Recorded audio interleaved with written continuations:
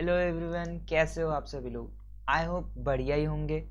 आज हम SEBI LODR regulations 2015 का रेगुलेशन 26 देखेंगे। हमारे कॉरपोरेट गवर्नेंस के जो वीडियोस चल रहे हैं अबाउट सेबी एलओडीआर, उसी में आगे कंटिन्यूशन। इससे पहले हमारा रेगुलेशन 25 हुआ था, अभी आएगा 26। तो without a further ado let's start. Regulation 26 के बारे में, obligation with respect to employee including senior management, KMP, directors, promotion. Obligation है हमारा with respect to employee, senior management, KMP, director, promoter. But किसका ऑब्लिगेशन? लिस्टेड एंटिटी का obligation. Okay. A director shall not be a member of in more than 10 committees and act as chairperson of more than 5 committees across all listed entities which he or she is a director, which shall be determined as follows। तो सबसे पहले ये वाला point मेरे दोस्त इतना ही कहना चाहता है कि आपको इतना तो पता है ना कि ऑडिट कमेटी होती है, एसआरसी वगैरह। वो बोर्ड कमेटी वाले लेक्चर में मैंने ये भी बताया था कि कमिटीज अपनी कौन सी होती है, स्टैट्यूटरी हो सकती है, नॉन स्टैट्यूटरी हो सकती है। तो audit committee, NRC, SRC, RMC, CSR committee, ये सारी कमिटीज है। तो 10 से ज़्यादा कमेटी में आप मेंबर नहीं हो सकते और 5 से ज़्यादा कमेटी में चेयरपर्सन। तो मेरी एक बात याद रखना, chairperson is also a member, but एक स्पेशल वाला मेंबर होता है जिसके पास पावर्स होती है। इतना तो लॉजिक पता है। तो अगर मैं 10 कमिटीज में मेंबर हूँ और उसमें से 3 में चेयरपर्सन हूँ तो कोई बात नहीं है। बट मान लो मैं 7 कमेटी में मेंबर हूँ बट उसमें से 6 कमेटी में मैं चेयरपर्सन हूँ, ये नहीं चलेगा। इतना क्लियर है। और सुनो, इसमें सारी कमिटीज नहीं आती। मैंने इतनी सारी कमिटीज के नाम, सिर्फ 2 ही कमेटी आएगी। कौन सी आएगी वो भी देखते हैं। चलो अभी ध्यान दो, यहाँ पे एकदम अच्छे से ध्यान देना। इस पॉइंट में हमारे से कोई गड़बड़ होनी नहीं चाहिए। The limit of committees on which a director may serve in all public limited companies, whether listed or not। जो हमारी कमिटीज की लिमिट है 10 for membership and 5 for chairmanship, वो सारी पब्लिक कंपनीज पे अप्लाई करता है, लिस्टेड हो या ना हो। ऐसा नहीं कि सिर्फ लिस्टेड, अनलिस्टेड पब्लिक कंपनी है वो भी इस दायरे में आती है। मतलब मान लो मैं किसी एक लिस्टेड एंटिटी का डायरेक्टर हूँ, वहाँ पे मैं कमिटीज़ में मेंबर हूँ, तो मेरी जो टोटल लिमिट मुझे काउंट करनी कमिटी मेंबरशिप की, उसमें सिर्फ मैं लिस्टेड एंटिटीज़ नहीं देखूंगा।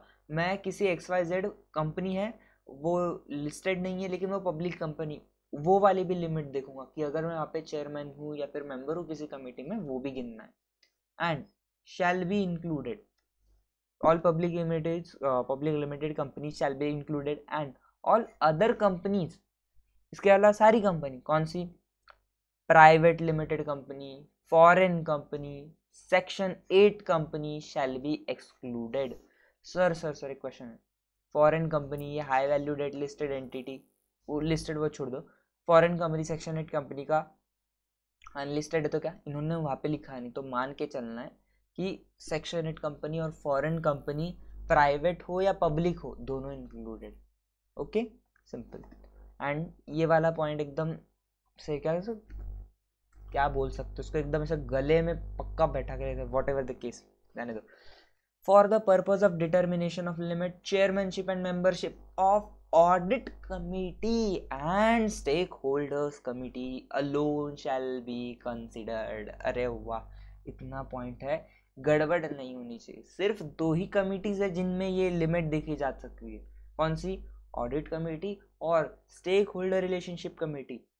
मतलब अगर मैं एनआरसी में मेंबर हूँ, सीएसआर कमेटी में मेंबर हूँ, अरे मैं रिस्क मैनेजमेंट कमेटी में मेंबर हूँ, क्या गिनेंगे? नहीं मेरे दोस्त, जितनी मेंबरशिप लेनी ले लो, हमें कोई फर्क नहीं पड़ता। ओके, आई होप ये वाला एक प्रोविजन आपको क्लियर है। तो जस्ट फॉर क्लैरिटी, वो सुडोकू पे ध्यान ना दीजिए, वैसे सॉल्व कर रहे थे। तो आपकी क्लैरिटी के लिए एक बार यहाँ पे लिख लेते हैं। देखो, मैं अपना ही नाम लिखता हूँ, Mayur. I am a director of M limited, director of M limited हूँ मैं। देखो लिमिट मेरी, मैं सीधा लिमिट पे बात कर रहा हूँ, मैं किस में कितना वो नहीं। सुनो, 5 chairmanship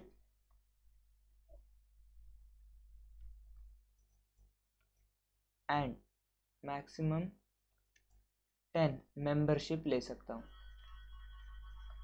और मेंबरशिप में चेयरमैनशिप इंक्लूडेड होती है, मतलब 15 टोटल नहीं है, 10 में ही वो 5 आता है, ये तो समझे। अब इसमें भी दोनों में कंसिडर कौन सा करेंगे, सिर्फ ऑडिट कमिटी एंड एसआरसी। इसमें भी हम कौन सी देखेंगे, पब्लिक कंपनीज देखेंगे।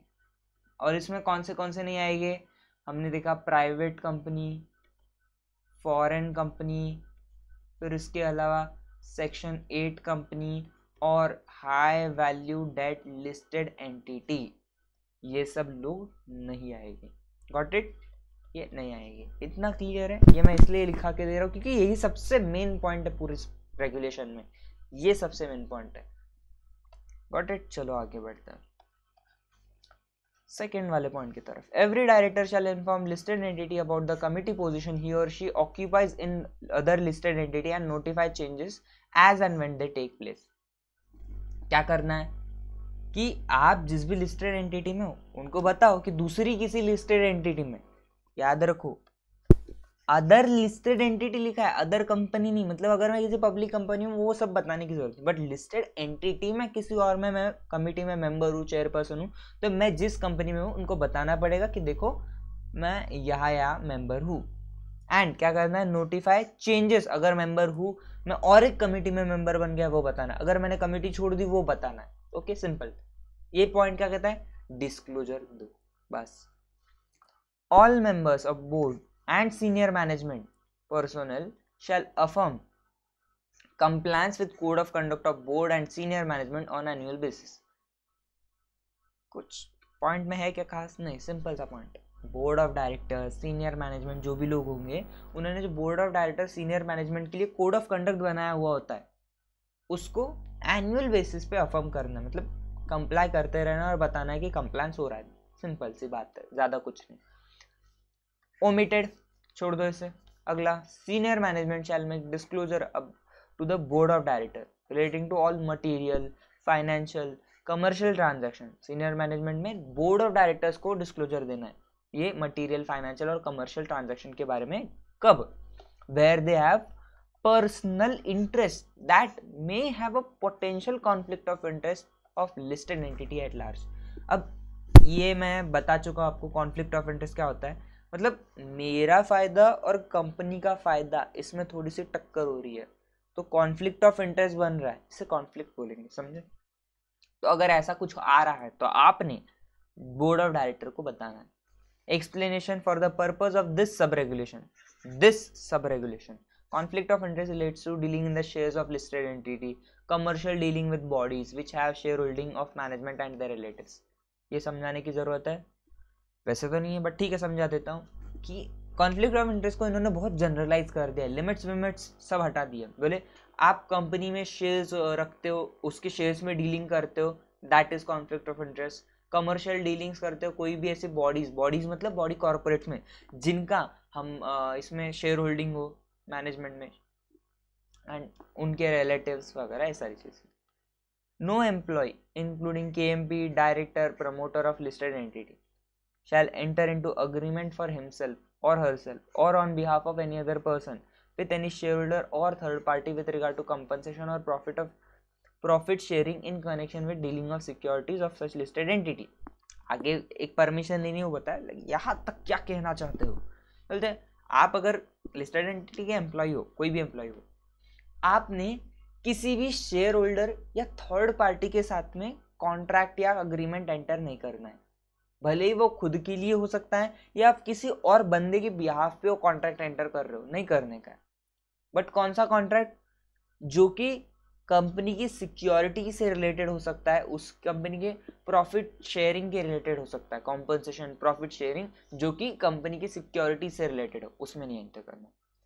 बट कर सकते हो कब, unless prior approval of the same has been obtained from board as well as public share holder by way of ordinary resolution. मतलब आपको 2 अप्रूवल चाहिए, फर्स्ट बोर्ड रेजोल्यूशन से एक अप्रूवल चाहिए प्लस एक आपको ऑर्डिनरी रेजोल्यूशन चाहिए, but not any ordinary resolution, ordinary resolution of public share holders. और ये मैंने आपको रेगुलेशन 25 वाले वीडियो में बताया कि पब्लिक शेयर होल्डर क्या होते हैं, जैसे प्रमोटर वगैरह होते हैं। प्रमोटर पब्लिक शेयर होल्डर में नहीं आते, public share holder separate section होता है अपने जैसे लोग। Provided that such agreement if any, ये वाले जो अभी दो आगे प्रोविजो आएंगे ना, ये अभी किसी के हम के नहीं, जब ये रेगुलेशन आया था तब की बात है।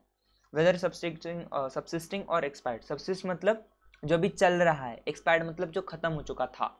Enter during the preceding 3 years from date of coming into force of this regulation, मतलब ये जो सब रेगुलेशन है, ये 170 वाला, कहाँ गए मेरे दोस्त, 170 वाला ये देखो 2017 में आया था।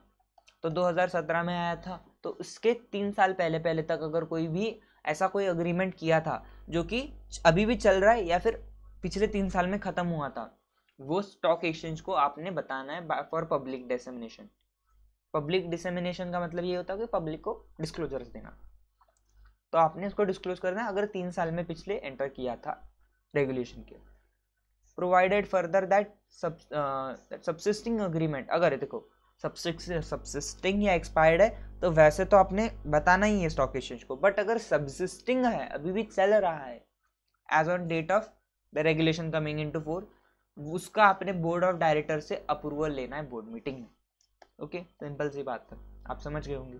Provided further that if board of director approve such agreement same shall be placed before bla bla bla public shareholders. मुझे ये समझ ही नहीं आया कि इन्होंने इसका और एक प्रोविजो क्यों डाला है, पर ठीक है कि अगर बोर्ड ऑफ डायरेक्टर्स अप्रूव करेंगे तो आपको पब्लिक शेयर होल्डर्स से ऑर्डिनरी रेजोल्यूशन पास करवाना पड़ेगा। ये तो हमने ऊपर भी पढ़ा है, उसको एक साथ लिखा है तो इसको क्यों 2 प्रोविजो किए, बस प्रोविजो पे प्रोविजो ऐड कर रहे हैं। Provided further that all interested person involved in the transaction covered under the agreement shall abstain from voting in the general meeting। ये एक सही बात है कि मैं इंटरेस्टेड पर्सन हूँ किसी ट्रांजैक्शन में और मैं कंपनी का शेयर होल्डर भी हूँ, तो मैं तो वोटिंग नहीं कर सकता बिकॉज मेरा तो कॉन्फ्लिक्ट ऑफ इंटरेस्ट है, मेरा इंटरेस्ट है, तो मैं तो अपने फेवर में ही वोट करूंगा ना, that's fine, simple. Explanation for the purpose of this sub regulation, interested person का क्या मतलब है, कोई भी बंदा जो कि होल्ड कर रहा है वोटिंग राइट लिस्टेड एंटिटी में एंड जो कि in any manner other directly indirectly interested है किसी अग्रीमेंट में या फिर प्रपोज्ड अग्रीमेंट में जो होने वाला है, एंटर्ड इनटू और to be entered by such person, वो बंदा जो इंटरेस्टेड पर्सन है वो, और बाय एम्प्लॉयर केएमपी और डायरेक्टर और promoter of such listed entity, listed entity का कोई भी employee promoter director KMP with any shareholder or third party with respect to compensation, profit sharing as to the securities of listed entity।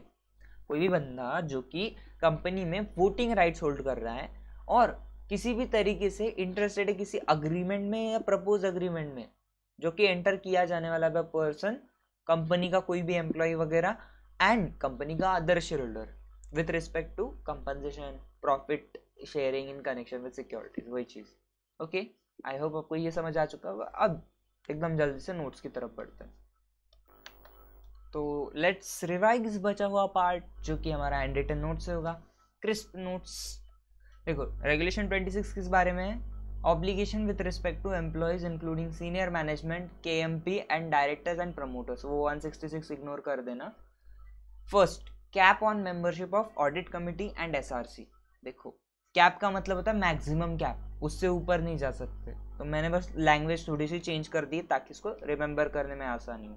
Member 10, मतलब as a member आप 10 हो सकते हो, as a chairperson आप 5 हो सकते हो। कहाँ पे, सिर्फ ऑडिट कमिटी और एसआरसी में।